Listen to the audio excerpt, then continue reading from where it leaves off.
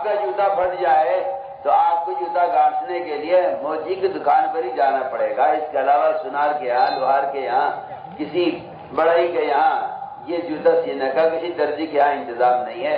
آپ کا جوتا پھٹ جائے تو آپ کو جوتا لے کے نائی کی دکان پر ہی جانا پڑے گا. اس کے علاوہ کوئی جگہ، کوئی راستہ، کوئی طریقہ اس جوتے کے گانٹنے کا ہے نہیں. وہ سوئی موچی کے پاس ہی ملے گی جس سے جوتا کاٹا جاتا ہے. میں آپ کو بہت آسان مثال دے رہا ہوں. اس زمانے میں مسلمان کو دھوکہ یہ لگا ہے کہ دنیا کے لیے تو آپ کو وہی طریقہ اختیار کرنا پڑے گا جو دنیا کا اصول ہے.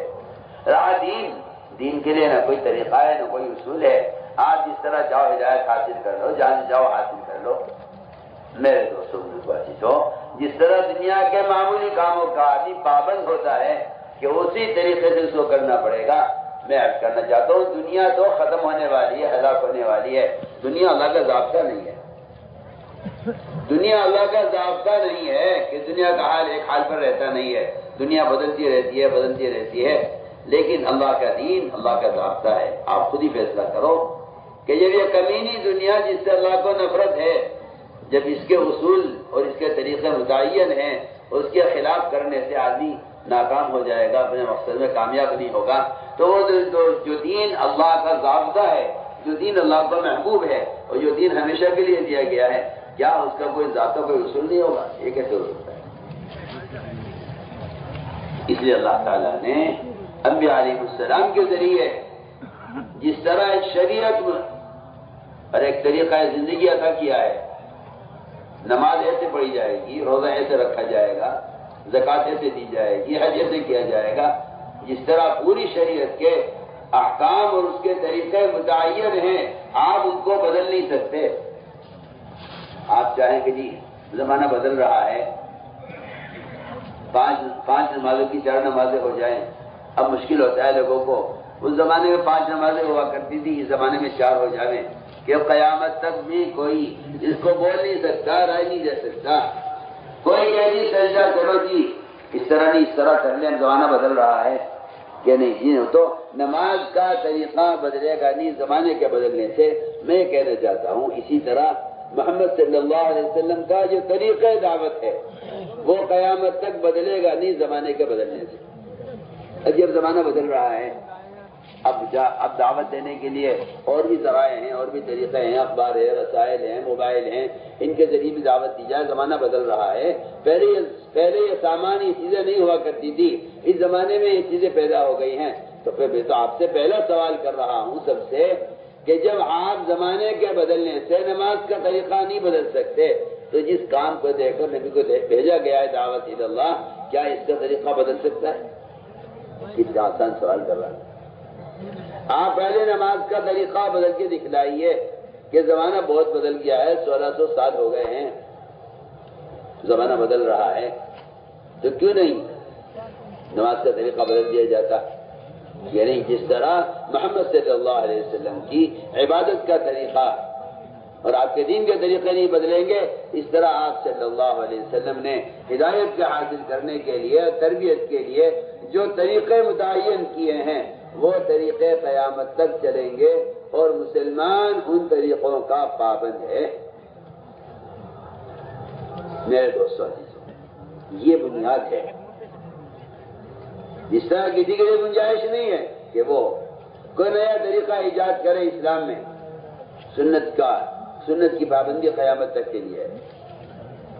اسی طرح میں کہنا چاہتا ہوں کہ دعوت اللہ یہ محمد صلی اللہ علیہ وسلم کی وہ بنیادی فریضہ ہے جس کو دے کر آپ بھیجے گئے ہیں.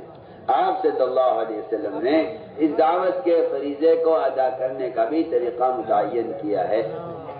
اللہ نے فرمایا قرآن میں، بلغ ما انزل الیک من ربک، نبی جی اللہ نے آپ پر جو احکام نازل کیے ہیں، آپ یہ احکام لوگوں تک خود پہنچائیے.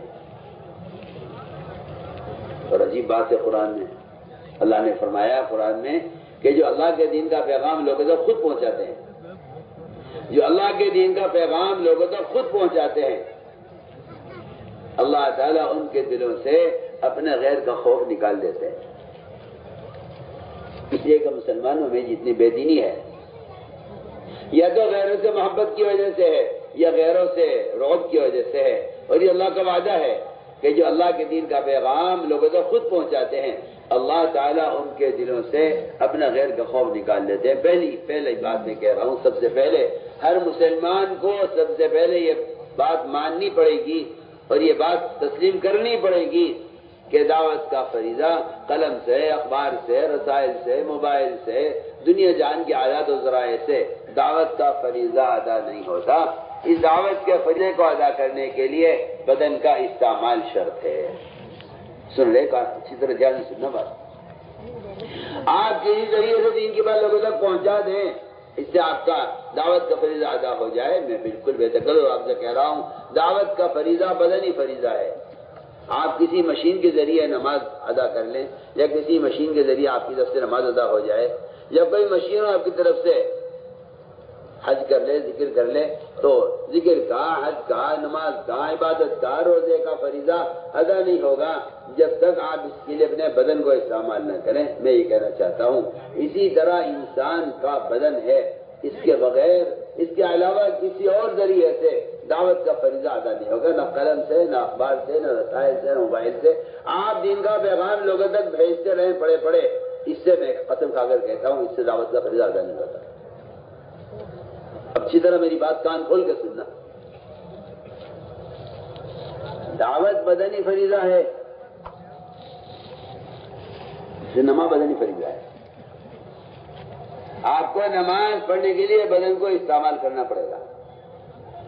آپ بتا دو ایسی کوئی مشین بن جائے جو مشین رکوع، سجدہ، قوم، قاعدہ، جلسہ، التحیات، سبحانک اللہم، دعائیں، سلام پھیر لے، سب کچھ وہ مشین کر لے، ایسا ہونا کوئی مشکل نہیں ہے۔ اس زمانے میں ٹیکنالوجی بہت ترقی کر رہی ہے، اگر ایسی کوئی مشین تیار ہو جائے تو کوئی مشکل نہیں ہے، بہت آسانی سے ہو جائے گی۔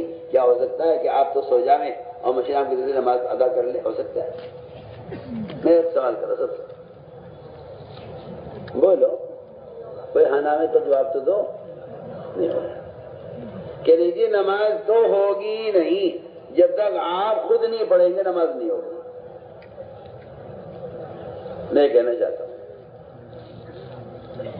آپ تو لگے رہے دنیا کمانے میں، یہ اور مشینیں اور موبائل یہ دین پھیلاتے رہے۔ یہ جو ایمان کا دیوالیہ نکلا ہوا ہے اور مسلمان مرتد ہو رہا ہے، اس کی خدائی کی قسم وجہ یہی ہے کہ دین کو پھیلانے کے لیے آلات اور مشینیں استعمال ہو رہی ہیں، دین کے لیے مسلمان کا خود اپنے بدن کا استعمال ختم ہو رہا ہے۔ اس کا بدن تو لگ جائے دنیا کمانے میں،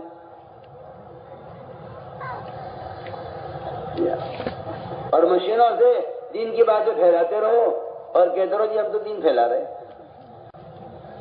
سوچو، جبکہ میں نے عرض کر دیا کہ دعوت ایسا بدنی فریضہ ہے جس کے لیے بدن کا استعمال شرط ہے۔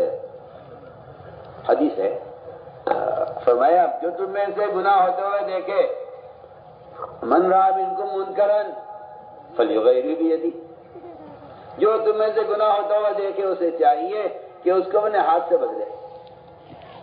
کیا مطلب ہاتھ سے بدلنے؟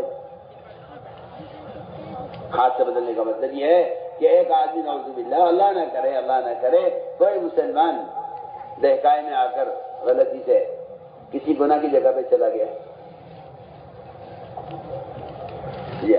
جو ایک حلقے میں جا کے بیٹھ گیا، شراب کے اڈے پہ جا کے بیٹھ گیا۔ آپ لگا دو اشتہار بازاروں میں شراب پینا حرام ہے، میں قسم کھا کر کہتا ہوں اس سے دعوت کا فریضہ ادا نہیں ہوگا، اس سے کوئی دعوت کا فریضہ، اس دعوت کا فریضہ آپ کے ذمہ بدنی ہے۔ آپ جائیے اس کا ہاتھ پکڑ کر اسے سمجھا کر شراب کے اڈے سے اٹھا لاؤ مسجد میں، تو کہا جائے گا کہ ہاں آپ نے دعوت کا فریضہ ادا کیا۔ جس طرح نماز میں اپنے ہاتھ باندھنا یہ نماز کا عمل ہے، ایسے میں کہنا چاہتا ہوں کہ دعوت میں گناہ کرنے والے کے جا کر اپنے ہاتھ سے اس کا ہاتھ پکڑنا، صرف کہہ رہا ہوں میں، صرف یہی فریضہ ہے جس سے دعوت کا، یہی طریقہ ہے دعوت کا فریضہ ادا ہوگا۔ سنو کان کھول کے میری بات بہت، میں کچھ کہہ رہا ہوں، حدیث ہے جو تم میں سے گناہ ہوتا ہوا دیکھے اس کو چاہیے اس کو اپنے ہاتھ سے بدلے. یہ تو نہیں کہا قلم سے بدل دے، اخباروں سے بدل دے، پوسٹر لگا دے جگہ جگہ بازاروں میں، نامحرم کو دیکھنا حرام ہے، پوسٹر لگا دے بازاروں میں سود کھانا حرام ہے. اس سے دعوت کا فریضہ ادا بھی نہیں ہوگا. میں کہتا ہوں کہ اس سے آدمی سود سے، جھوٹ سے یا بد نظری سے باز بھی نہیں آئے گا، اس لیے کہ دعوت کا فریضہ ہی نہیں ادا ہوا. صاف صاف بات. جو کہ نہیں کہ ایسے بھی ہو جائے گا وہ حدیث کا انکار کر رہا ہے، کیونکہ حدیث میں یہ ہے کہ جو تم میں سے گناہ ہوتا ہوا دیکھ رہا ہے اس کو چاہیے اس کو اپنے ہاتھ سے بدلے. بتائیے حدیث کا کیا جواب ہے آپ کے پاس؟ سوچو. یہ آج کل لوگ کہتے ہیں کہ میں دعوت دینے کا مقصد یہ ضروری تھوڑی ہے کہ آپ خود جا کر دعوت دیں. اخبار سے، رسائل سے، موبائل سے، اس سے بھی دعوت دی جا سکتی ہے. بولیے. حدیث کا انکار کر رہا ہے. حدیث میں ہے کہ آپ منکر کو اپنے ہاتھ سے بدلیں. گناہ کرنے والے کا ہاتھ پکڑ کے مسجد میں لے آؤ. اور اگر آپ اتنا نہیں کر سکتے تو دوسرا طریقہ یہ ہے کہ آپ جائیں گناہ کرنے والے کے پاس اور اس کو زبان سے سمجھا کر مسجد میں لے آئیں. یہ آپ کے ایمان کا درمیانہ درجہ ہے. اگر آپ یہ بھی نہیں کر سکتے، آپ کسی ایسی جگہ ہیں جہاں آپ زبان کھولیں گے تو آپ کو قتل کر دیا جائے گا، تو سب سے کمزور ایمان اس شخص کا ہے جو دل سے اللہ سے دعائیں کر کے اس گناہ کو ختم کرائے. سوچیں. اگر کسی کو انکار ہے اس بات سے تو وہ حدیثوں پر غور کرے. حدیث میں آتا ہے سارے مسلمان ایک کشتی میں سوار ہیں، چاہے امریکہ میں رہتے ہوں، یورپ میں رہتے ہوں، افریقہ میں رہتے ہوں، ہندوستان میں رہتے ہوں، کہیں رہتے ہوں، ساری دنیا کے مسلمان ایک کشتی کے سوار ہیں. ساری دنیا کے مسلمان ایک کشتی کے سوار ہیں. حدیث ہے. اس کشتی میں کوئی سوراخ کرنے لگے، بتاؤ جی حدیث نے کیا فرمایا؟ یہ تو نہیں فرمایا کہ بھائی اعلان کر دو کوئی سوراخ نہ کرے، تو جو سوراخ کرے گا وہی ہلاک ہوگا، آپ بچ جائیں گے. ایسا ہو سکتا ہے؟ ارے بولو.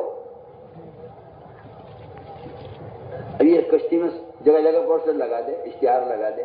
ارے بھائی کوئی کشتی میں سوراخ نہیں کیجو، جگہ جگہ لکھ دو. صحیح کو جی ہماری ذمہ داری پوری ہو گئی ہے، اب تو جو سوراخ کرے گا وہی ڈوبے گا. کہ نہیں، حدیث میں فرمایا کہ جو سوراخ کرنے والے کا اگر جا کے ہاتھ نہ پکڑا تو یہ تم بھی ڈوبو گے، یہ بھی ڈوبے گا.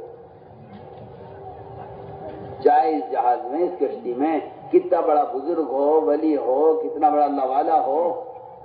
حدیث میں آتا ہے اللہ نے فرمایا جبرائیل اس پوری بستی کو اٹھاؤ آسمان کی طرف اور پٹک دو اسے زمین پہ. جبرائیل نے کہا اے اللہ اس میں تو تیرا فلاں ایک بندہ ہے جو تیری یاد سے کبھی غافل نہیں ہوا، ہر وقت تیرے ذکر میں مشغول رہتا، تیری عبادت کرتا رہتا تھا.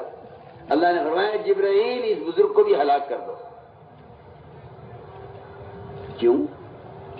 اللہ نے فرمایا جبرائیل لوگ نمازی چھوڑ رہے تھے، لوگ گناہ کر رہے تھے، لوگ سود کھا رہے تھے، لوگ شراب پی رہے تھے، لوگ جھوٹ بول رہے تھے، لوگ گناہوں کے اندر مبتلا تھے.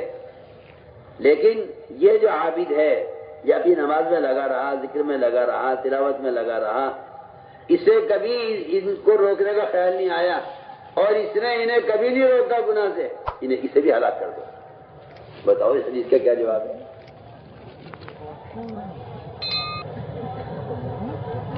اس نے گناہ ہوتے ہوئے دیکھ کر روکنے کی کوشش نہیں کی.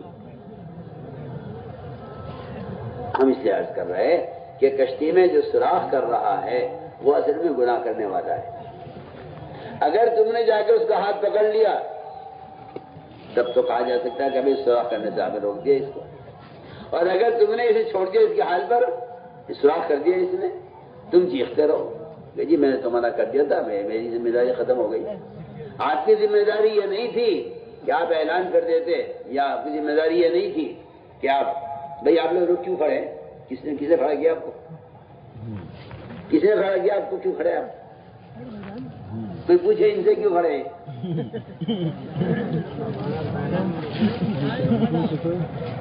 بیٹھ کے بات سنو، سب بیٹھ جاؤ نیچے۔ تو میں بہت اہم بات کہہ رہا ہوں،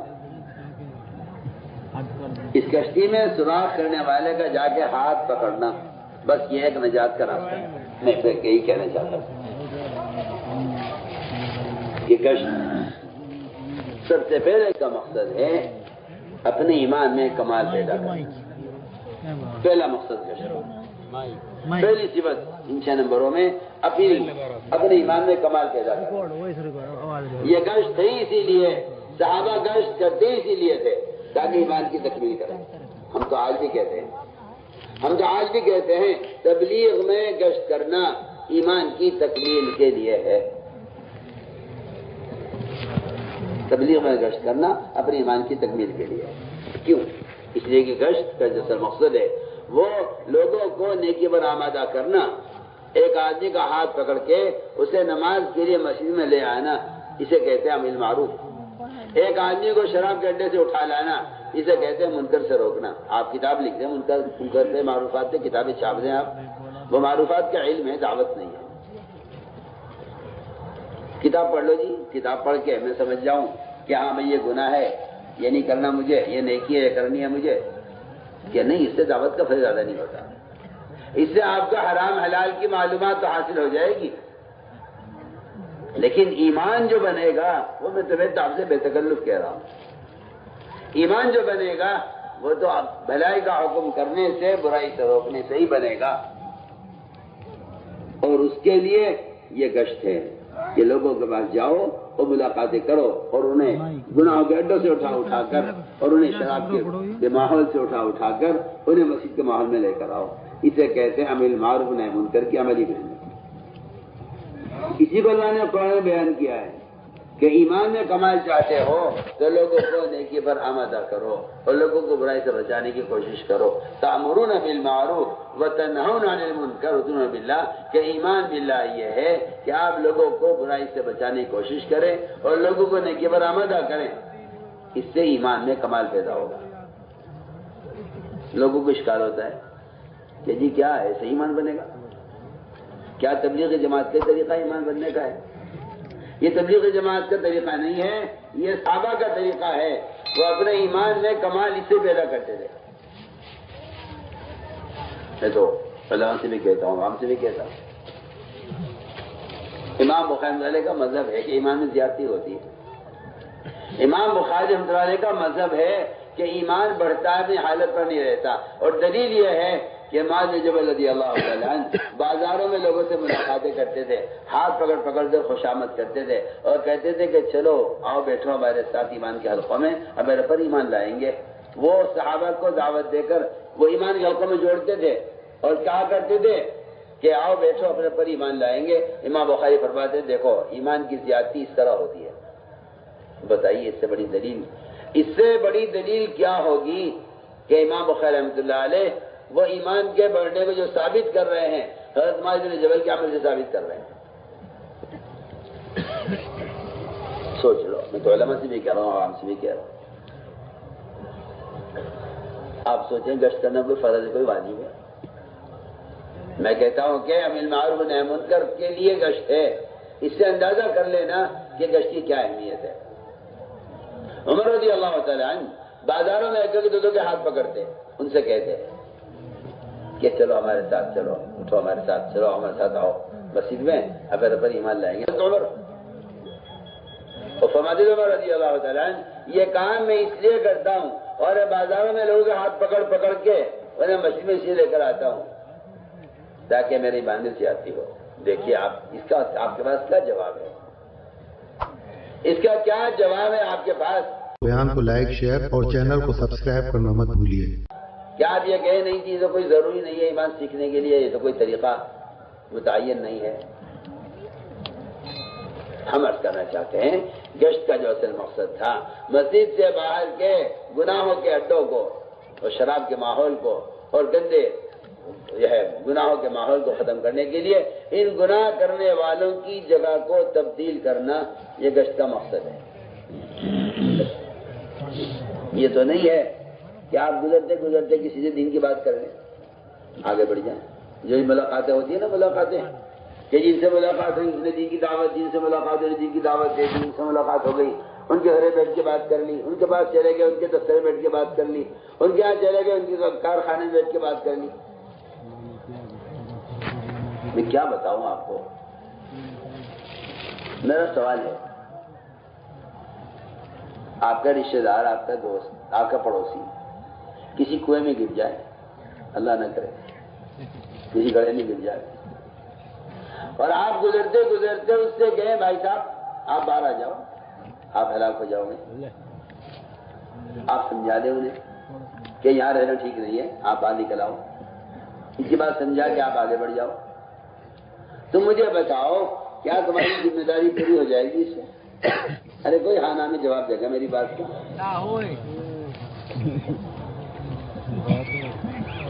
یہ کیا خیال ہے آپ کا؟ آپ کے سمجھانے کی جان بچ جائے گی؟ بولو جی بولو، آپ سمجھا دو اسے، بھائی صاحب آپ یہاں گڑھے میں پڑے ہوئے ہو، باہر آ جاؤ۔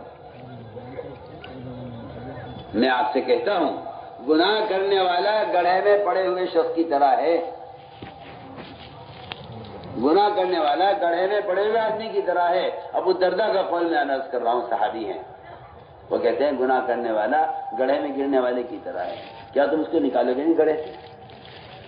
یہ لن تکونوا مستخرجین، کیا تم نکالو گے نہیں گڑھے سے؟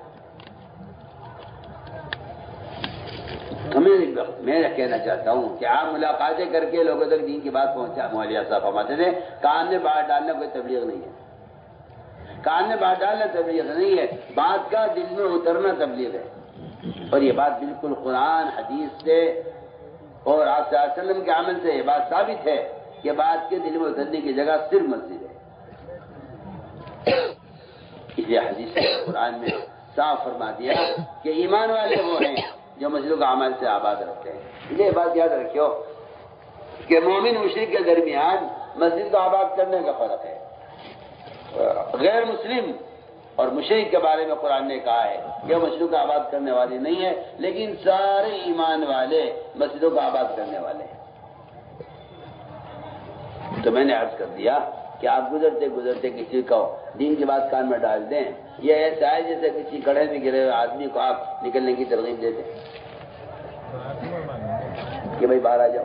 نہیں جی، اس کو سہارا چاہیے، آپ ہاتھ پکڑ کے اسے گڑھے سے باہر نکال لیں، پھر تو اس کی جان بچ سکتی ہے۔ اور اگر آپ اسے نکلنے کی ترغیب دے کر آ جائیں تو میں کہتا ہوں کہ آپ نے اسے اسی کنویں میں چھوڑ دیا جہاں وہ پڑا ہوا تھا، اس سے تو ذمہ داری ادا نہیں ہے۔ میں نے پہلی بات عرض کر دی، پہلا مقصد اس تبلیغ اور دعوت کا، پہلا نمبر، پہلی صفت ایمان میں کمال پیدا کرنا ہے، اور اس ایمان کی تکمیل کا طریقہ یہ ہے کہ آپ خود اپنا وقت فارغ کریں، روزانہ مسجد کے اطراف میں لوگوں سے ملاقاتیں کر کے انہیں گناہوں کے ماحول سے نکالیں اور انہیں اللہ کا فریضہ ادا کرنے کے لیے تیار کریں۔ اسے کہتے ہیں بالمعروف و نہی عن المنکر کی عملی محنت۔ یہی صحابہ اکرام کا طریقہ تھا اپنے ایمان میں کمال پیدا کرنے کا۔ یہاں سے لا کر مسجد کے ماحول میں یہاں اللہ کی بڑائی سمجھاؤ، یہاں اللہ کی توحید سمجھاؤ۔ دیکھو یاد رکھو، تم نے کتاب میں اللہ کی بڑائی پڑھ لی، تم نے کتاب میں اللہ کی بڑائی پڑھ لی، یہ اللہ کی بڑائی کی معلومات ہے، یہ اللہ کی بڑائی کی معلومات ہے۔ تم نے کتاب پڑھ لی، کتاب میں تم نے اللہ کی بڑائی پڑھ لی، یہ اللہ کی بڑائی کی معلومات ہے۔ اللہ کی بڑائی دل میں جب پیدا ہوگی، جب بندہ خود اللہ کی بڑائی کو بولے گا۔ سنو میں کیا کہہ رہا ہوں، آپ سمجھو کتاب پڑھ کے ایمان آ جائے گا اور کتاب پڑھنے سے اللہ کی بڑائی دل میں بیٹھ جائے گی؟ میں تو بالکل صاف کہتا ہوں، بالکل بھی نہیں، ایسا کہیں ہے ہی نہیں، ایسا کہیں ہے ہی نہیں۔ اذا ذکر اللہ وجلت قلوبہم وَإِذَا تُلِيَتْ عَلَيْهِمْ آيَاتُهُ زَادَتْهُمْ ایمانا۔ علماء سے کہہ رہا ہوں اس آیت پر غور کر لیں اگر تو یہ بات سمجھ میں آ جائے گی کہ دوسروں کو اللہ کی یاد دلانے سے دلوں کے اندر کا جلا ہوتا ہے، اور دوسروں کو اللہ کا کلام پڑھ کر سنانے سے ایمان میں زیادتی ہوتی ہے۔ دونوں آیتیں ایسی ہیں، اذا ذکر و اذا تلیت، علماء سے کہہ رہا ہوں۔ ٹھیک ہے، کتاب سے آپ کو علم حاصل ہو جائے گا، معلومات حاصل ہو جائے گی، لیکن اللہ کی بڑائی کو بولے بغیر اب آدمی یوں تو بتائے جی ہاں اللہ بڑے، بڑائی بول رہا ہے، وزیر کی، صدر کی، سرپنچ کی، مکھیا منتری کی بڑائی ان کی بولی جا رہی ہے۔ جن کی بڑائی بولے گا دل میں ان کا تاثر پیدا ہوگا، اسی لیے نماز ضائع کرے گا۔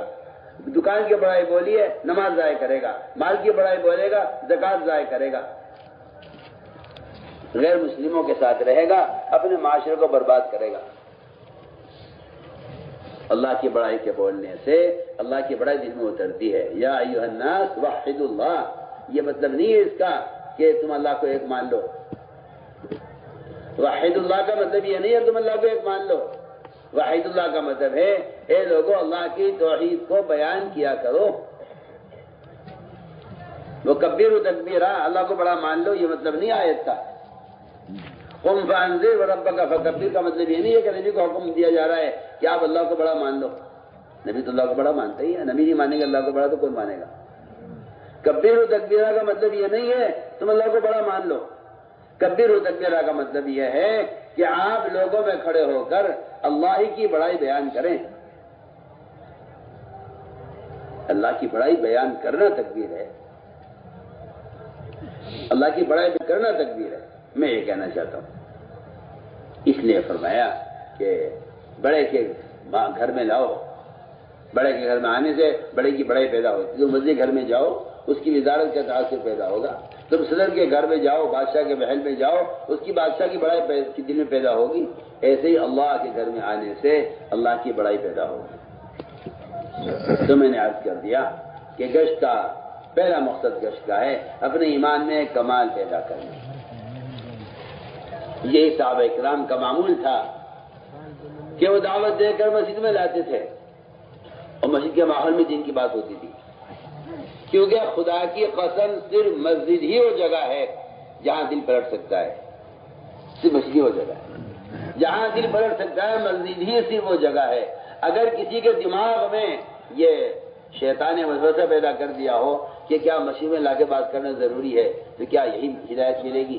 تو اس کی سوچ قرآن کی آیتوں کے بھی خلاف ہے، حدیث کے بھی خلاف ہے، اس کی سوچ محمد صلی اللہ علیہ وسلم کے طریقے کے بھی خلاف ہے۔ یہ بات آپ بالکل بے دخل آپ سے کہہ رہے ہیں۔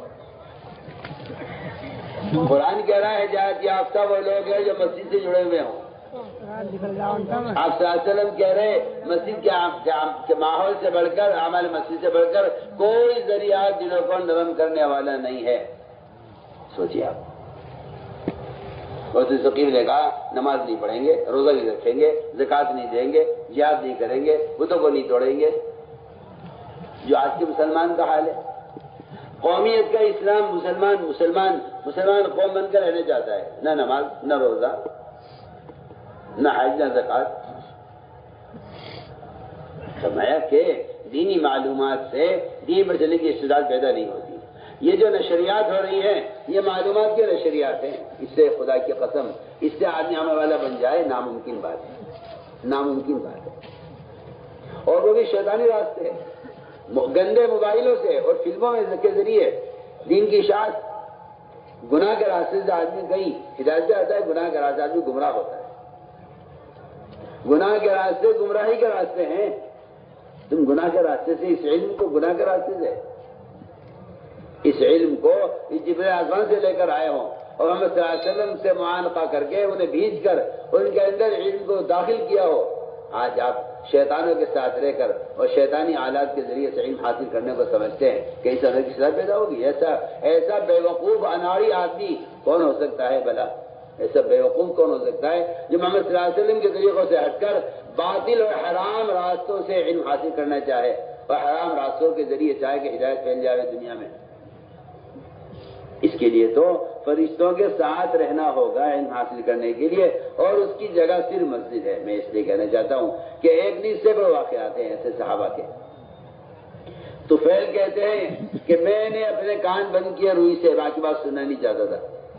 میں نے مسجد کا قدم رکھا، اندر سے میرے دل نے کہا ان کی بات سننی چاہیے، میں نے کانوں سے نکالی، آپ کی بات سنی، 80 خاندانوں کو اسلام میں لے کر آئے طفیل رضی اللہ تعالیٰ عنہ۔ یہ مسجد میں کے ماحول کا اثر ہے۔ سمامہ نے کہا میں حق بات قبول نہیں کروں گا، آپ نے 3 دن مسجد میں رکھا۔ ثقیف نے کہا ہم نماز نہیں پڑھیں گے، زکوٰۃ نہیں دیں گے، فرائض پر عمل نہیں کریں گے، میں نے مسجد میں رکھو۔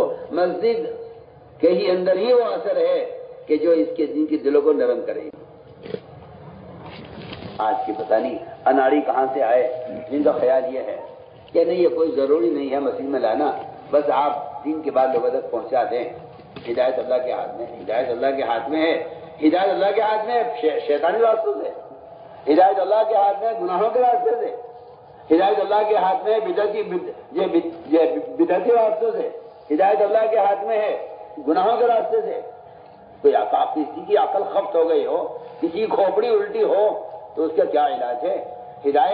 ہدایت کا وعدہ خدا کی قسم صرف محمد صلی اللہ علیہ وسلم کے طریقے پر ہے اور کسی طریقے میں ہدایت کا وعدہ نہیں ہے۔ قرآن نے فیصلہ کیا ہے ان تطیعوہ تہتدوا، اگر تم نبی کے طریقے ہدایت پر ہو تب تو ہدایت کا وعدہ ہے، اور اگر تم نبی کے طریقے ہدایت پر نہیں ہو ہدایت کا کوئی وعدہ نہیں ہے۔ قرآن صاف کہہ رہا ہے آپ اپنی بکواس کرتے رہیں، اپنے طریقے آپ گناہوں کے طریقے آپ جتنا چاہے شور مچاتے رہیں کہ اس طرح بھی ہدایت ملتی ہے، قرآن انکار کرتا ہے۔ قرآن نے کہا ان تطیعوہ تہتدوا، اگر ہدایت کے حاصل کرنے کے لیے تم صرف نبی کے طریقے کے پابند ہو تب تو ہدایت ملے گی، اللہ ہدایت دیں گے، اور اگر تم نے نبی کا طریقہ چھوڑ دیا تو اللہ تمہیں گمراہ کریں گے۔ یہ تو حدیث قرآن اس سے بھرے ہوئے ہیں، آپ کو کیوں اصرار ہے اس پر کہ نئے طریقے بھی ہدایت کے ذریعہ بن سکتے ہیں؟ کیوں اس طرح آپ کو اس سے اصرار ہے؟ میں تو بالکل آپ سے کھل کر کہہ رہا ہوں، آپ سوچئے آپ کتنا نظام خلاف سنت قائم کر چکے ہیں ہدایت اور تربیت کے لیے۔ میں 100 بار اللہ کی قسم کھا کر کہہ سکتا ہوں کہ شیطان نے آپ کو دھوکے میں ڈالا ہوا ہے کہ ہدایت اس طرح بھی ملتی ہے۔ ہدایت صرف اس طریقے پر ملے گی جو طریقہ محمد صلی اللہ علیہ وسلم کا ہے، اس کے علاوہ ہدایت کا کوئی راستہ نہیں، کوئی طریقہ نہیں۔ اس لیے فرمایا عمل کی استعداد پیدا کرنی ہے تو مسجد میں لاؤ، یہاں فرشتوں کے پیروں میں رکھو۔ سوچیے آپ 20 دن 22 دن 25 دن انڈے رہتے ہیں مرغی کے پروں میں، ان میں بچے پیدا ہو جاتے ہیں۔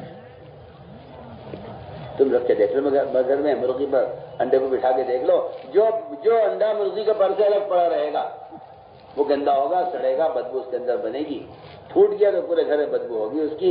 یہ بدبو اس کی ہے کہ یہ مرغی کے پر سے الگ رہا ہے۔ میں کہتا ہوں جو لوگ مسجدوں کے ماحول سے دور رہتے ہیں، فرشتوں کے پروں سے الگ رہتے ہیں، ان میں غیبت کی گندگی، سود کی گندگی، جھوٹ کی گندگی، زنا کی گندگی، شراب کی گندگی، جوع کی گندگی، ان کے اندر وہ بیماریاں پیدا ہوں گی جن کی بدبو ساری دنیا میں پھیلے گی۔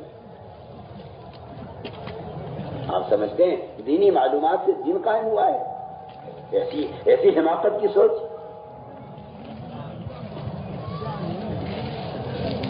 کہاں علم جبرائیل کی صحبت سے نبی کو مل رہا ہے اور نبی کی صحبت سے صحابہ کو مل رہا ہے۔ آج ان گندے موبائل کی صحبت سے علم حاصل ہوگا؟ کسی کی عقل خفت ہو گئی ہو، کسی کی کھوپڑی الٹی ہو گئی ہو، وہ تو یہ بات کر سکتا ہے کہ شیطانوں کی صحبت سے اور گندی فلموں کے دیکھنے سے علم حاصل ہوتا ہے۔ اس لیے ان شیطانی راستوں سے ہٹ کر ہمیں پلٹنا پڑے گا سب کو اجتماعی طور پر اس طریقہ محنت کی طرف جو طریقہ محنت محمد صلی اللہ علیہ وسلم کا ہے کہ صحابہ کی طرح گشت کرو بازاروں میں اور لوگوں کو ان کے ماحول سے اٹھا کر مسجد کے ماحول میں لاؤ۔ صحابہ خوشامد کر رہے ہیں صحابہ کی، وہ جو سارے صحابہ پورے دین پر قائم تھے ان کی خوشامد کر کے مسجد میں لایا جا رہا۔ آج مسلمان سارا دین چھوڑ چکا ہے، اکثر مسلمانوں کی بے دینی پر ہے، آپ کہتے ہیں مسجد میں آنا کوئی ضروری ہے؟ میرے دوست میں نے پہلی بات کر دی، تربیت کا، تعلیم کا، عمل کی اصلاح کے پیدا ہونے کا جو سب سے بنیادی سبب اور ذریعہ ہے وہ صرف مسجد کا ماحول ہے۔ اس لیے میں نے پہلی صفت بیان کر دی ہے، ایمان ایسے بنے گا۔ صاف ہمارے حدیث میں جس کو بکثرت مسجد میں آتے دیکھو اس کے مومن ہونے کی گواہی دے دو۔ یہ پہلی صفت ہے، صفت ایمان، جس کو حاصل کرنے کا خدا کی قسم یہی واحد طریقہ ہے. میں واحد کہہ رہا ہوں، واحد کہہ رہا ہوں. آپ کو اشکال ہے؟ آپ کو اشکال اس لیے ہے کہ آپ رواجی طریقوں کی باتیں کرتے ہیں، ہم سنت طریقوں کی باتیں کرتے ہیں. آپ کو اشکال ہے، اعتراض یہ ہے آپ کو. صاحب میں تو آپ سے بے حجاب بات کرتا ہوں. آپ کو شیطانی طریقے اچھے لگتے ہیں سنت کے مقابلے میں، اور ہمیں سنت طریقے اچھے لگتے ہیں تمہارے شیطانی طریقوں کے مقابلے میں. سوچو، کان کھول کر سوچو، غور کرو، کان کھول کر سنو. آپ کو نیا طریقہ تعلیم، نیا طریقہ تربیت لے آئیں، نہ اس میں ہدایت ہے، نہ اس میں تربیت ہے، نہ اس میں عمل کی اصلاح پیدا ہوتی ہے. کچھ نہیں ہوتا. اتنا دین نشر ہو رہا ہے، اتنا ارتداد، گاؤں کے گاؤں مرتد ہو رہے ہیں. اس لیے میں کہہ رہا ہوں تاکید سے کہ اپنے ایمان کی تکمیل کا واحد طریقہ یہ ہے کہ آدمی لوگوں کو لے کے برآمدہ کرے. ہمارا گشت کا مقصد ہی امر بالمعروف و نہی عن المنکر، یہ گشت کا موضوع ہے جو ایمان کی تکمیل کا ایک واحد سبب ہے. ورنہ علماء نے لکھا ہے جو آدمی نماز اتنی پڑھے کہ اس کی پیشانی سیاہ ہو جائے، روزے اتنے رکھے مسلسل رمضان کے علاوہ پورے سال کہ اس کے ہونٹ خشک پڑ جائیں، اور زکات اس پر ادا کر دے. علماء نے لکھا ہے کہ ایمان کا کمال صرف یہ نہیں ہے، اور ایمان کی علامت صرف یہ نہیں ہے کہ آپ بڑے دیندار ہیں، بڑے تہجد گزار ہیں اور بڑی تلاوت کرنے والے ہیں. ایمان کا کمال یہ ہے اور ایمان کی علامت یہ بھی ہے کہ آپ لوگوں کو نیکی پر آمادہ کرتے ہیں یا نہیں، اور لوگوں کو گناہ سے بچانے کی کوشش کرتے ہیں یا نہیں.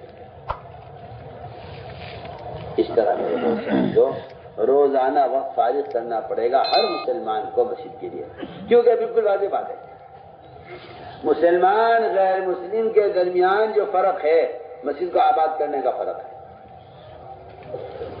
کیونکہ آج کے لوگ یہ سمجھتے ہیں کہ مسجد کی آبادی تبلیغ جماعت کا کام ہے، حالانکہ مسجد کی آبادی ہر مومن کا کام ہے. مسجد کو آباد کرنا ہر مومن کا کام ہے. قرآن نے صاف کہا انما یعمر المساجد من آمن باللہ ما کان المشرکین یعمرون مساجد اللہ. مشرکین مسجد کو آباد نہیں کریں گے، سارے ایمان والے مسجد کو آباد کریں گے. یہ 100% ایمان والوں کے ذمہ ہے کہ مسجد کو آباد کریں. اس طرح ہمیں خود مسجد والا بننا ہوگا اور ہر فرد کو دعوت دے کر مسجد سے جوڑنا ہوگا. دوسری بات یہ ہے کہ ایمان کے بعد سب سے اونچا درجہ نماز کا ہے. ایمان بالغیب اس کا اقامت الصلاۃ الذین یؤمنون بالغیب ویقیمون الصلاۃ. بالکل قرآن کے آگے بتا رہی ہے ایمان نماز دونوں کو ساتھ جوڑا ہے کہ جو ایمان لائیں گے وہ نماز قائم کریں گے. میرے دوستوں جو ہمارے گشت کا موضوع ہے یہ ایک مسلمان سے اس وقت کی نماز ادا کروانے کی کوشش کرنا، یہ گشت کا موضوع ہے. آ جاؤ بھائی نماز کے لیے آ جاؤ. ایک آدمی دکان پہ بیٹھا ہوا ہے، نمازی پکا نمازی ہے، نماز کے لیے جا رہا ہے. اس کے ذمہ لازم ہے، واجب ہے، میں کہہ رہا واجب ہے کہ اپنے پڑوسی دکان والے کا بھی ہاتھ پکڑ لیں. آ جاؤ بھائی نماز کے لیے چلیں. اگر آپ کا خیال یہ ہے کہ اسے پڑھنی ہوگی تو پڑھ لے گا تو آپ گناہ گار ہوں گے. آپ سن لو کان کھول کے. اگر آپ کا پڑوسی نماز نہیں پڑھتا تو گناہ اس کو نہیں ملے گا، صرف گناہ آپ کو بھی ملے گا. سن رہے میں کیا بول رہا؟ آپ کے دکاندار پڑوسی، آپ کا گھر کا پڑوسی، آپ کی گلی کا پڑوسی، اگر آپ تو نماز پڑھتے پابندی سے، آپ کا پڑوسی نماز نہیں پڑھتا تو آپ یہ مت سمجھنا گناہ اسے ملے گا، وہ نماز نہیں پڑھتا، گناہ آپ کو بھی ملے گا. اور آپ یہ مت سمجھنا کہ اگر اللہ کا عذاب آئے گا تو بے نمازی پر آئے گا، نمازی پر بھی عذاب آئے گا، نماز پڑھنے والا پر بھی عذاب آئے گا. کیوں؟ ہماری کیا غلطی ہے؟ ہم تو پڑھتے تھے کہ تم نماز تو پڑھتے تھے لیکن تم دوسروں کو نماز پر آمادہ نہیں کرتے تھے. اگر میں کہتا ہوں پورا گاؤں یہ طے کر لے کہ جی مجھے نماز خود پڑھنی ہے، اسے پڑھوانی ہے، کیونکہ میری نجات صرف نماز پڑھنے میں نہیں ہے. میں تو آپ سے بالکل قرآن حدیث کی روشنی بات کر رہا ہوں. میری نجات صرف نماز پڑھنے میں نہیں ہے، میری نجات دوسروں کو نماز پڑھوانے میں بھی ہے. اس بات کو مسلمان نے ایسا بھلایا کہ یہ بیچارہ اب یہاں سے رکھا ہے علماء نے کوئی آدمی اگر اپنی اصلاح کی فکر میں لگا ہوا ہے صرف تو ایمان کامل نہیں ہوگا. سن لو کان کھول کے، علماء سے کہہ رہا ہوں، جو آدمی صرف اپنی ذات کی اصلاح میں لگا ہوا ہے، اپنی ذات کی اصلاح کی کوشش سے ایمان کامل نہیں ہوگا. کوئی ولی ہو، کوئی بہت بڑا متقی ہو، کوئی بہت بڑا بزرگ ہو جو اپنی نفس کی اصلاح میں لگا ہوا ہے، اسے کسی سے کوئی مطلب نہیں ہے. جی میری نماز، میرا روزہ، میری تلاوت، میرا ذکر، میرا حج، میرے اعمال، میرا ذکر، میری تسبیح، میری تہجد، مجھے اب کسی سے کوئی مطلب نہیں ہے. فرمایا کہ اگر یہ اپنی نفس کی اصلاح میں لگا ہوا ہے تو ایمان کامل نہیں ہوگا. سن لو میں کیا کہہ رہا ہوں. تو میری بات سمجھ رہے؟ کتنا بڑا کوئی بزرگ ہو، کتنا بڑا کوئی ولی ہو، اگر وہ اپنے نفس کی اصلاح میں لگا ہوا ہے ایمان کامل نہیں ہوگا. یہ میں کوئی خیالی باتیں نہیں کر رہا، یا یہ کوئی میرا اپنا خیال نہیں ہے، بالکل اسی طرح ترجمان السنہ میں لکھا ہے مولانا بدر عالم شمس والے نے. کوئی پڑھے اس کو، علماء سے کہہ رہا ہوں پڑھیے اسے. اپنی کمالات عملیہ، اپنی ذات سے کمالات علمیہ دونوں لکھا ہے. جو چاہے کمال حاصل کر لے، لیکن اس کا ایمان کامل نہیں ہوگا جب تک یہ دوسروں کو دعوت نہیں دے. فرمایا تمام نفوس کی اصلاح پر موقوف ہے اس کے ایمان کا کمال. اپنے نفس کی اصلاح کی کوشش سے ایمان کامل نہیں ہوتا. سب بات کوئی آدمی اپنی ذات کے اعتبار سے اعمال کی پابندی کرے، نماز، روزہ، حج، زکات، ذکر، تلاوت، تہجد، عبادت، روزے، نماز، حج سب کچھ کر لے، جب تک دوسروں کو آمادہ نہیں کرے گا نیکی پر اور دوسروں کو برائی سے بچانے کی خود کوشش نہیں کرے گا، ایمان کامل نہیں ہوگا. پکی بات. کوئی گشت یہی تھوڑی ہے کہ جی چاہے کر لو، جی چاہے چھوڑ لو. اپنے ایمان کی تکمیل کے لیے گشت ہے. دوسروں کو نیکی پر آمادہ کرنا اپنے آپ کو عذاب سے بچانے کے لیے. قرآن نے صاف کہا ہے اگر اللہ کا عذاب آیا نہ ماننے والوں پر تو نجات صرف ان کو ہوگی جو دوسروں کو دعوت دیا کرتے تھے. قرآن کی آیت ہے فَلَمَّا نَسُوا مَا ذُكِّرُوا بِهِ أَنجَيْنَا الَّذِينَ يَنْهَوْا عَنِ السُّوءِ. اس طرح میرے دوستو عزیزو، ہمیں اس طرح لوگوں کو نماز کے لیے تیار کرنا ہے. تو ظاہر بات ہے کہ جو آدمی صبح مسجد لائے گا وہ تو نماز چھوڑے گا نہیں، یہ تو ناممکن بات ہے. اور سمجھ میں آنے والی بات ہی نہیں ہے کہ کوئی آدمی کسی کو نماز کے لیے پکڑ کے لاگو خود نماز نہ پڑھے. ایسے تو ہو نہیں سکتا. ایک آدمی اگر کھانا کھانے بیٹھ رہا ہے اور وہ کسی سے لیا اپنے صاحب یاد تم میرے ساتھ کھانا کھا لو، تو کیا ایسا ہو سکتا ہے کہ یہ خود نہ کھاوے اسے کھلا دے؟ تو خود بھی شریک ہوگا کھانے. میں تو بہت آسان مثال دے رہا ہوں. کتنی آسان مثال ہے. آپ کسی کو اپنے ساتھ کھانے میں شریک کرنا چاہیں تو ظاہر بات ہے آپ بھی کھائیں گے، وہ بھی کھائیں گے. آپ کسی کو اپنے ساتھ کھانے پہ پکڑ کے لائے ہیں، یہ تھوڑی لے کر آئے کہ وہ کھائے آپ نے کھائے. تو جب ایک آدمی کسی کو کھانے کی دعوت دے کر خود شریک ہوتا ہے تو جو آدمی کسی کو نماز کے لے کر آئے گا کیا اس بات کا امکان ہے کہ وہ خود نماز نہ پڑھے؟ ہو سکتا ہے کہ نہیں؟ ناممکن بات ہے. تو میں نے اس لیے عرض کیا کہ لوگوں کو نماز پر آمادہ کرنا ہے. اس بات کو ٹھان لو تم میوات والو کہ ہمارے میوات میں کوئی بے نمازی نہیں رہے گا. نہیں ہے. ایک تاجر بیٹھا سوچتا رہتا ہے دکان پہ، یہ گاہک بھی میرے آ جاتا، یہ گاہک بھی یہاں آ جاتا، یہ والا گاہک بھی آ جاتا، یہ سامنے سے گزر گیا ہے، یہ میری دکان میں کیوں نہیں آیا؟ اجی بھائی صاحب آ جاؤ. ہاتھ پکڑ پکڑ کے کھینچ کھینچ کے لا رہے دکان میں. تم جا کے دیکھو مین روڈ پر ان کے ہوٹلوں کے ایجنٹ کھڑے ہوئے ہوں گے سڑک پر اپنی جان خطرے میں. ہائی وے پر گاڑی چل رہی ہے، وہاں کھڑے ہو کے ہاتھ دیتے ہیں. 20 سڑک پہ کھڑے ہو کے یہ ہوٹل لے کھانا کھاتے جاؤ. شراب کے اڈے لگے ہوئے ہیں، ان کے ایجنٹ کھڑے ہوئے ہیں سڑکوں پر، شراب کی دعوت دے رہے ہیں. یہ کام مسلمان کر رہا ہے. یہ کام مسلمان کر رہا. میں تم سے بہت کام کی بات کر رہا ہوں.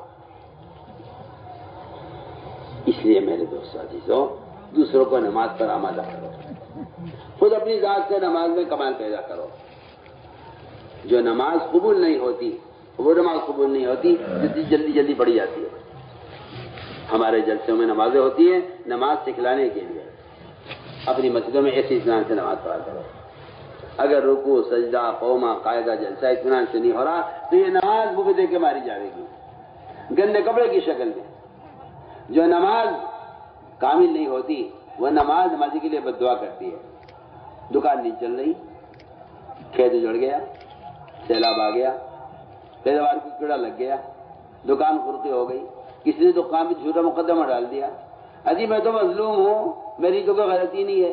اچھا تو نے تو نماز کو برباد کیا، اب نماز کی بد دعا لگے تجھے. نماز کی بد دعا لگتی ہے دکان کو، یہ نماز کو ضائع کرتا ہے دکان کے لیے. اللہ دکان کو ضائع کرتے ہیں نماز کی وجہ سے. ہو یہ رہا ہے. یہ بیچارہ یہ کہتا رہتا ہے جی کسی نے جادو کرا رکھا ہے. کیا جادو، کیا سحر؟ ہم تو اس کو مانتے ہی نہیں ہیں. ہم تو صاف باتیں کہتے ہیں کہ تو نے اپنے عمل کو بگاڑ کر نماز کی بد دعائیں تو لے رہا ہے. جس طرح مظلوم کی بد دعا لگتی ہے، یتیم کو ستانے والے کی جو بربادی ہوتی ہے وہ یتیم کی بد دعا سے ہوتی ہے. اور فرمایا اسی طرح نماز مظلوم ہو جاتی ہے اور نماز کو یہ بگاڑتا ہے دکان کے لیے. نماز بد دعا کرتی ہے، اے اللہ تو اس کی دکان کو برباد کر دے. اس نے کارخانے کی نماز کو ضائع کیا، اس کے کارخانے کو برباد کر دے. اس نے اپنے کھیت کے کیار کے لیے نماز ضائع کی ہے، اس کی کھیت کو اجاڑ دے. نماز بد دعا کرتی ہے نمازی کے لیے. اس لیے ہمیں چاہیے کہ لمبی لمبی نمازیں پڑھنے کی مشق کیا کرو. جس سے نماز میں کمال ہوگا دین میں کمال ہوگا. حدیث میں آیا من اقام فقد اقام الدین. جو نماز کو درست کرے گا دین کو درست کرے گا. جو نماز کو قائم کرے گا وہ دین کو قائم کرے گا. اپنے گناہوں کے اثرات نماز میں تلاش کیا کرو. مجھ سے کون سا گناہ ہوا؟ یہ جو گناہ ہوا ہے نماز میں غلطی ہوئی ہے مجھ سے، کوئی نماز میں سستی ہو رہی ہے. جو نماز چھوڑ دیتا ہے اس کا اسلام میں حصہ ختم ہو جاتا ہے. جو نماز چھوڑ دے اس کے اسلام میں کوئی حصہ نہیں ہے. بتائیے تو صحیح، جس کے اسلام میں کوئی حصہ نہیں وہ اللہ سے کیا لے لے گا؟ دعائیں مانگتا رہے، لوگوں کو سے دعائیں کراتے رہو دعا. جس آدمی کا کمپنی میں کوئی حصہ نہیں ہے، کیا کمپنی سے اسے کچھ ملے گا؟ کوئی شیئر نہیں، اس کو کوئی حصہ نہیں کمپنی میں، کیا ملے گا اسے کمپنی سے کچھ؟ کہ کمپنی سے ملے گا جس کا کمپنی میں حصہ ہے. اس کا اسلام میں تو کوئی حصہ ہے نہیں.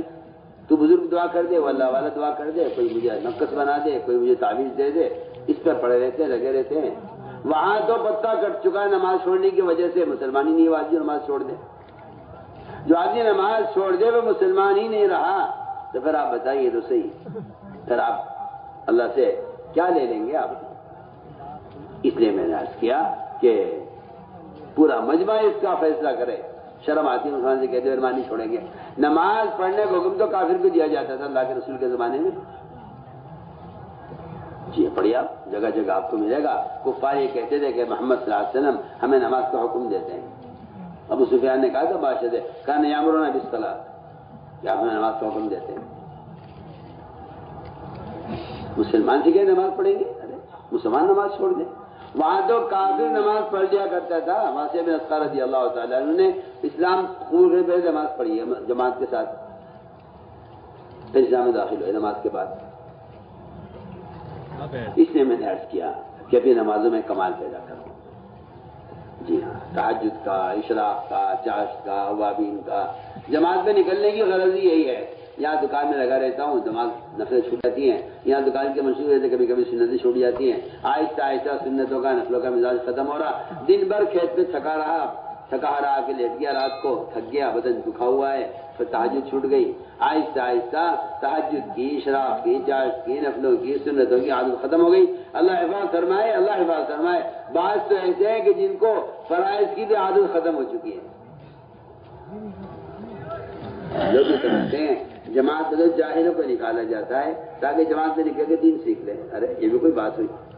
عمر رضی اللہ تعالیٰ عنہ صحابہ کو نکالا کرتے تھے جماعت میں. صحابہ کو، وہ صحابہ جنہوں نے نبی کے پیچھے نماز پڑھی ہوئی ہے، ان کا عمر کہتے تھے تم نکلو اللہ کے راستے میں تاکہ تمہاری نمازوں میں کمال پیدا ہو جائے. سوچو تو صحیح، عمر رضی اللہ تعالیٰ عنہ صحابہ کو جماعت میں بھیجتے تھے، مدینہ منورہ سے باہر نکالتے تھے. کیا مقصد تھا؟ کہ نکلو اپنی تجارت چھوڑو کسی دن کے لیے، چھوڑو اسباب مشغولی کے، اور چھوڑو وہ اسباب جنہوں نے تمہیں نمازوں میں سست کیا ہوا ہے. اللہ کے راستے میں نکلو کچھ وقت کے لیے، تاکہ وہاں تہجد ملے وقت پر، ذکر وقت پر ملے، تلاوت وقت پر ملے، تعلیم کا حلقے وقت پر ملے، وہاں نماز تکبیر اللہ وقت پر ملے۔ کچھ دن اگر تم مسجد کے ماحول میں رہ کر یہ سارے اعمال وقت پر کرو گے تو تمہاری عادت واپس آ جائے گی اور تمہاری عادت ہو جائے گی اعمال کے کرنے کی۔ ورنہ میں تو آپ سے بے تکلف کہتا ہوں کہ اگر کسی آدمی کو اس کے بستر پر دین پہنچا دیا جائے اور پڑا پڑا موبائلوں میں دین دیکھتا رہے تو میں 100 بار اللہ کی قسم اگر کہتا ہوں اس سے خدا کی قسم کوئی فائدہ نہیں ہے، کوئی فائدہ نہیں ہے۔ آپ بلا وجہ مصر ہیں اس بات پر کیا یہ بھی طریقہ ہے، یہ شیطانی طریقوں سے کوئی ہدایت نہیں ملتی،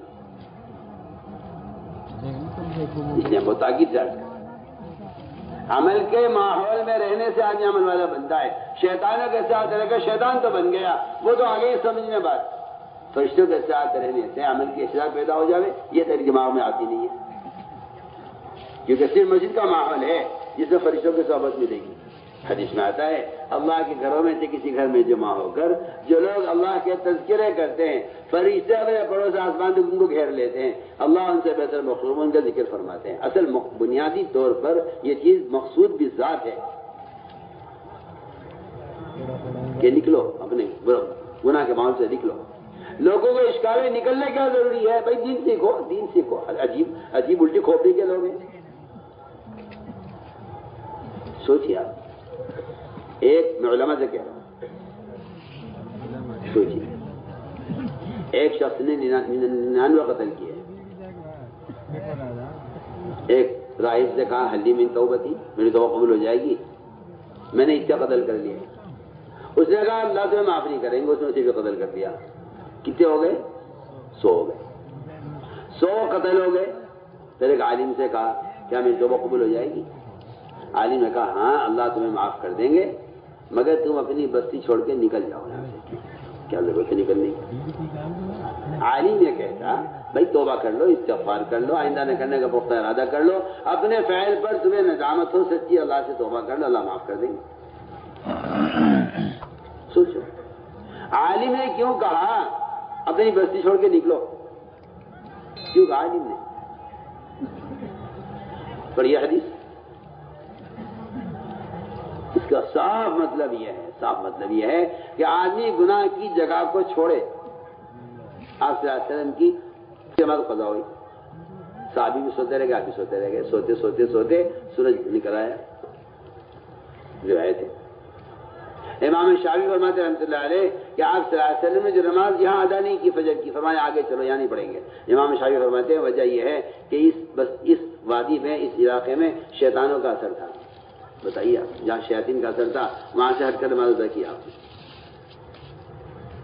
جہاں بستی کی بستی نماز چھوڑے ہوئے ہے وہاں کتنے شیاطین کا اثر ہوگا؟ اور آپ یہ کہ نکلنے کیا ضروری ہے؟ عالم کہہ رہا ہے قاتل سے اپنی بستی چھوڑ دو۔ سوچیے آپ کا خیال یہ ہے کہ موبائل تھما دو ہاتھوں میں اور اس میں دین کی باتیں نشر کرتے رہو، بیٹھے رہے، یہ جلسہ ہو گیا، یہ ختم بخاری کا جلسہ ہو گیا، یہ پڑھ لو، یہ سن لو اور یہ دیکھ لو فلم بستر پہ لیٹ کے۔ جی ہاں، یہ آپ کا خیال ہے؟ سوچیے آپ، جب تک آدمی اپنی جگہ سے نہ ہٹے، میں اس کی مثال دیتا ہوں آپ کو۔ جلالہ مرغی ہوتی ہے جو گندگی کھاتی ہے، کیا ہوتی ہے مرغی؟ علماء جانتے ہیں جلالہ کہتے ہیں، وہ گندگی کھانے کی عادی ہو جاتی ہے۔ شریعت یہ کہتی ہے اگر آپ اس مرغی کو جو گندگی کھانے کی عادی ہو گئی ہے، اگر آپ اس مرغی کو کھانا چاہتے ہیں، پکانا چاہتے ہیں تو اسے کم سے کم 24 گھنٹے کے لیے ایک دربے میں بند کر دو تاکہ اس کے اندر سے گندگی کا اثر ختم ہو جائے، اس کے بعد آپ اسے استعمال کر سکتے ہیں۔ اگر بڑا جانور ہے تو آپ اس کو 3 دن کے لیے بند کریں، اور اگر مرغی ہے تو 24 گھنٹے کے لیے بند کریں۔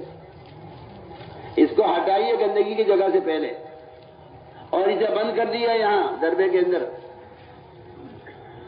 یہاں تک کہ آہستہ آہستہ اس کے بدن سے گندگی کا اثر ختم ہو جائے، پھر آپ اسے ذبح کرو، پھر اس کو گوشت بناؤ، پھر کھاؤ اسے پکا کے۔ سوچ لیا، جو مرغی جانور ہے حرام حلال کی مکلف نہیں ہے، آپ سوچیے تو صحیح، اس مرغی کو کھانے کے قابل بنانے کے لیے تو آپ دربے میں بند کریں۔ پر اگر یہ کہا جائے کہ مسلمان جو اللہ کے احکام کا مکلف ہے اسے آپ کچھ وقت کے لیے مسجد کے ماحول میں رکھیں تاکہ اس کے اندر سے گناہوں کا اثر ختم ہو جائے. اسے کہتے ہیں یہ کوئی ضروری نہیں ہے. سوچیے میں تو آپ سے بالکل آسان باتیں آپ سے عرض کر رہا، میں تو کوئی مشکل بات نہیں کر رہا، مگر پھر بھی آپ کا خیال یہ ہے کہ لوگوں کو نکالنے کیا ضروری ہے.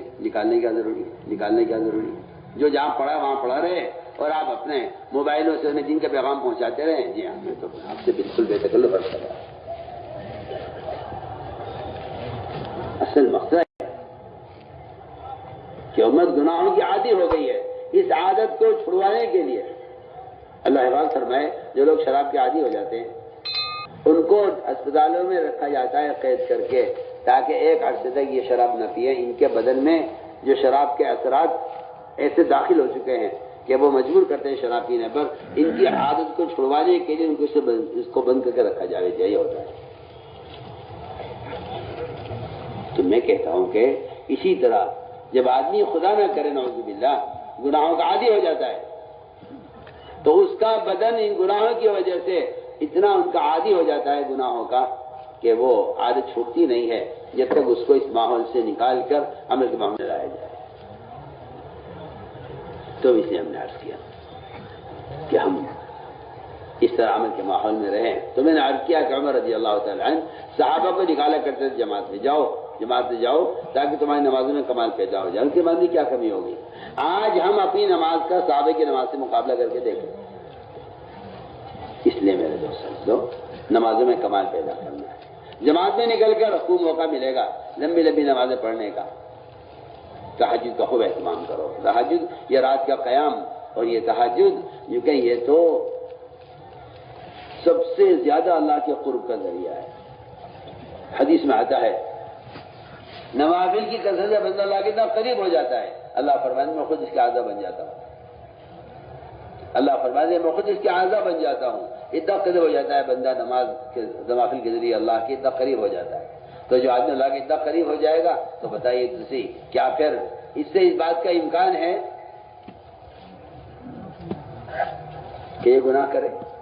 اللہ فرما رہے میں اس کا ہاتھ بن جاتا ہوں، میں اس کے پاؤں بن جاتا ہوں. اللہ فرما رہے ہیں میں اس کی آنکھ اس کے کان بن جاتا ہوں، اس کی زبان اس کے اعضا بن جاتا ہوں تاکہ کیونکہ یہ سارے اعضا پھر گناہوں سے بچ جائیں گے. اس لیے نوافل کا خوب اہتمام کریں. اور نوافل کا اہتمام زبان سے نکل کر ہی ہو سکتا ہے جب آدمی ان تمام اسباب سے ہٹ جاتا ہے جو اسباب آدمی کو تھکا دیتے ہیں دنیا میں، پھر وہ عبادت کے قابل رہتا نہیں ہے. فرمایا کہ عمل کے ماحول میں رہ کر کچھ دن اس کی مشق کرو، تہجد کی، تلاوت کی، ذکر کی، عبادت کی. اس طرح ہمیں نوافل کے ذریعے اس کا اہتمام کرنا ہے. آگے رہا علم کا فریضہ. علم دو قسم کا ہے، فضائل کا علم، مسائل کا علم. فضائل کا علم کیا ہے؟ اللہ کا وعدوں کا یقین دل میں پیدا ہو جائے. ایک آدمی دکان میں بیٹھا ہوا ہے، اذان ہو گئی، ادھر گاہک آ گیا، جسے فضائل کا یقین ہے وہ نماز اذان پر دکان بند کرے گا اور گاہک ہاتھ پکڑ کے مسجد میں لے آئے گا. اور اگر فضائل کا یقین نہیں ہے تو یہ سوچے گا کہ اللہ میں کیا کروں، ادھر یہ گاہک آ گیا، اگر مال نہیں بیچوں گا تو میرا گھر کا چولہا کیسے جلے گا. اللہ تعالیٰ گاہک اس نہیں لائے کہ اللہ یہ مال دینا چاہتے ہیں، اللہ تیری بکری کروانا چاہتے ہیں. اللہ اس لیے گاہک کو لائے ہیں، اللہ تیرا امتحان لینا چاہتے ہیں کہ تجھے بلایا جا رہا ہے مسجد میں. مولانا صاحب فرماتے تھے کہ اذان نماز کا ٹائم بتانے کے لیے نہیں ہے کہ جی نماز کا وقت ہو گیا. اذان نماز کا ٹائم بتانے کے لیے نہیں ہے. نماز کے ٹائم تو اذان سے بہت پہلے بتا دیے گئے تھے. آپ پڑھیے، سیرت پڑھیے. اذان تو بہت بعد میں آئی، نماز تو بہت پہلے سے ہو رہی تھی. نماز کے اوقات تو پہلے بتا دیے گئے. فرماتے تھے کہ اذان تو عدالت کا سمن ہے. اذان عدالت کا سمن ہے. اگر نہیں گئے سمن پر اور نہیں گئے بلانے پر تو وہی وارنٹ کٹ جائیں گے اور دکان سے گرفتار کر لیے جاؤ گے. یہ حد کا بیان سے ٹکڑا نقل کر رہا ہوں. میں کہ اذان کا مطلب یہ اللہ نے بلایا ہے، چلیے. اگر اذان پر مسجد میں نہیں آئے، بتاؤ کسی عدالت سے کسی کو بلایا جائے اور وہ نہ آئے، بتائیے کیا ہوگا اس کے ساتھ. فرمایا کہ اذان تو اللہ نے آپ کو بلایا ہے، آپ اللہ کے بلانے پر چلیے. اللہ نے بلایا ہے آپ کو اپنے گھر میں. جس گھر سے آواز اذان دی جاتی ہے اللہ کے گھر سے، وہ اللہ کے گھر میں آنے کے لیے حی علی الصلاۃ حی علی الصلاۃ جو بار بار کہہ رہا ہے مؤذن، وہ کہہ رہا ہے کہ چلیے نماز کی طرف، چلیے نماز کی طرف. اس طرح ہمیں چاہیے کہ فضائل کا علم حاصل کریں. جب بعضوں کا یقین دل میں ہوتا ہے تو آدمی، آپ سوچئے نا، ایک آدمی آپ کو گراجی 100 روپے لے لو، یہاں آ جاؤ. ایک آدمی کرا دیجیے 10 لاکھ روپے لے لو، تو بتاؤ آپ 100 روپے لوگے 10 لاکھ روپے لوگے؟ پتہ نہیں کیوں مسلمان دنیا کو دین پر ترجیح دے دیتا ہے. یہاں 100 روپے مل رہے ہیں وہ بھی وقتی طور پر، وہاں جنت مل رہی ہے ہمیشہ کے لیے. ہمیشہ کی راحت کو چھوڑ دیتا ہے ایک دنیاوی وقتی راحت کے لیے. اس لیے فرمایا کہ تعلیم حلقوں میں جم کر بیٹھو، اللہ کے وعدوں کا یقین لے کے جاؤ بازاروں میں، اور بازاری ماحول میں جا کر کہو بازاری لوگوں سے، دیکھو یہ وعدہ اس عمل پر ہے. اس طرح ہمیں تعلیم کا اہتمام کرنا ہے. یہ ہماری تعلیم کی کتابیں فضائل اعمال ما فعل الصدقات، اور بنیادی کتاب اس کے ساتھ تعلیم کی منتخب احادیث. صبح میں منتخب احادیث سے تعلیم ہوگی، جماعت میں نکل کر بھی اپنے مقام پر بھی منتخب حدیث تعلیم ہو. ایک حدیث کو 3 بار پڑھا جائے، حدیث کے دوران اپنی بات نہ ہو، حدیث کو پڑھا جائے، اور ایک حدیث کو 3 بار پڑھے، اس طرح کہ لوگوں کی بات سمجھ میں آ رہی ہو. اس طرح ہمیں اپنی مسجدوں میں کم سے کم آدھا گھنٹہ جم کر تعلیم کرنی ہے. تعلیم میں سارے ساتھی بیٹھے، جب تعلیم ہو چکے تو پھر جماعتیں بنا دو ساتھیوں کی، گشت کی، ملاقاتوں کی، مسجد میں عمل ہوتا رہے، اور یہیں سے 2.5 گھنٹے کے مہینے شروع ہو جائے گی، اور لوگوں کو دعوت دے دے کر بازاروں سے، ہوٹلوں سے، چوپالوں سے، جہاں نعوذ باللہ لوگ بیٹھے ہوئے ہیں بازاروں میں، دنیا کی باتیں کر رہے ہیں، جوا کھیل رہے ہیں، تاش کے حلقے لگے ہوئے ہیں، وہاں سے لوگوں اٹھا کر خوش آمد کر کے مسجد میں لے آئے. وہاں لیا سب مسجد ہے. ایسے گشت کیا کرو جیسے سیلاب میں سے بچوں کو، عورتوں کو بچا کر نکالا جاتا ہے. ایسے گشت کیا کرو جیسے بھڑکتی آگ میں سے لوگوں کو بچا کر نکالا جاتا ہے. آگ لگ رہی ہے یہ معاشرے کی خرابی کی، آگ لگ رہی ہے شراب کے اڈوں کی، آگ لگ رہی ہے باہر نمازوں کو ضائع کرنے والوں کی. اللہ سنایا کہ انہیں آگ سے بچاؤ. میں تو کہتا ہوں گشت ایک مسلمان کو گشت کر کے مسجد میں لانا آگ سے بچانا ہے، کیونکہ ایک نماز کو ضائع کرنے والا ایک کو خود جاننے میں چلے گا. گشت کرنا آگ سے بچانا ہے، گشت کرنا آگ سے بچانے کو کہتے ہیں. اس طرح ہمیں مسجدوں میں تعلیم کے حلقے اس طرح قائم کرنے ہیں کہ اب تعلیم ہماری ہو گئی، اب تعلیم کے بعد جماعتیں بن جائیں، لوگ ملاقاتوں میں جائیں اور لوگ کو مسجد میں لے کر آئیں. اور یہاں مسجد کے اندر تعلیم کا، دعوت کا، استقبال کا، یہ تینوں کام چلتے رہیں گے. آنے والے لوگوں کو یہ تعلیم بچھائیں گے، کچھ دیر بچھا کے سمجھائیں گے، اور یہاں مسجد کے ماحول میں ان کی تشکیل کریں گے. جسے مسجد میں لے آؤ، پہلا کام یہ ہے، اس نے نماز نہیں پڑھی ہے، سب سے پہلے اس کو نماز پڑھواؤ. اگر نماز نہیں پڑھنی آتی اس کو بٹھا کے سکھلاؤ. کیا بھائی بیٹھو نماز کا مذاکرہ کر لیں، دیکھو کو ایسے کرنا، سجدہ ایسے کرنا، نیت ایسے باندھنی. علماء کو چاہیے مسجدوں کو وقت دیں اور عوام کے ساتھ اختلاط کریں، اور عوام کو مسجد میں نماز کی تعلیم دیں. خدا کی قسم یہ علماء انبیاء کے وارث اس لیے اس فضیلت کے لیے نہیں ہے کہ علماء انبیاء کے وارث ہے، یہ وراثت کا جو اعزاز ملا ہے اور وراثت کا کی آپ کو سعادت ملی ہے، وہ اس شرط پر ملی ہے کہ آپ محمد صلی اللہ علیہ وسلم کی طرح مسجدوں میں آنے والوں کی نماز کی نبی کی طرح نگرانی کریں. علماء کی ذمہ داری ہے. لم تصلی، آپ صلی اللہ علیہ وسلم بار بار ایک آدمی کی نماز کو دیکھ رہے، بار بار اسے نماز لوٹوا رہے ہیں. یہ علماء کی ذمہ داری ہے کہ علماء مساجد کو وقت دیں اور یہاں عوام کی نماز کو درست کرائیں اور عوام کی نماز کی نگرانی کریں، اور انہیں عملی طور پر اپنے عمل سے ان کو دین سکھلائیں، اپنے عمل سے دین سکھلائیں. اس طرح ہمیں مسجدوں کو مسائل کے حلقوں سے بھی آباد کرنا ہے. اس طرح مسجدوں کو مسائل کے حلقوں سے بھی آباد کرنا ہے، جس طرح ہمیں مسجدوں کو فضائل کے حلقوں سے آباد کرنا ہے. علماء کو چاہیے مسجد کو وقت دیں، اس لیے کہ حضرت علی فرماتے رضی اللہ تعالیٰ عنہ کہ شرافت انسانی سے کام یہ بھی ہے کہ ہر مسجد میں علماء کی ایک جماعت ہو جو مسجد کے اندر مسائل کا حلقہ قائم کرے، اور آنے والے عوام کی ضرورت کے اعتبار سے، جس طرح ایک آدمی کلینک میں رہ کر اور جو ہے ڈاکٹر کی دکان پر آنے والے مریضوں کا حال کو دیکھ کر ان کے لیے دوا تجویز کرتا ہے، اس طرح علماء مسجدوں کو وقت دیں اور عوام سے اختلاط کر کے عوام کی دینی ضرورت کو خود پورا کریں۔ یہ ہے اصل تربیت کا اور تعلیم کا اصل طریقہ، مصنون طریقہ یہی ہے۔ کوئی آپ رواجی طریقہ لے آئیں اور کہیں کہ اس طرح بھی ہو سکتا ہے، تو یہ آپ کا اپنا خام خیال ہے۔ یہ محمد صلی اللہ علیہ وسلم کے طریقہ تعلیم سے ہٹا ہوا نظام ہے، جس میں تعلیم کا، تربیت کا، ہدایت کا کوئی وعدہ نہیں ہے۔ میں بالکل آپ سے بے تکلف کہہ رہا ہوں، تعلیم کو لاؤ نبی کے طریقے پر۔ اس کے طریقے کی شرط یہ ہے کہ عوام اور علماء جمع ہوں، عوام علماء کی صحبت میں رہیں اور مسیح کے ماحول میں رہ کر علماء کے عمل سے علم حاصل کریں۔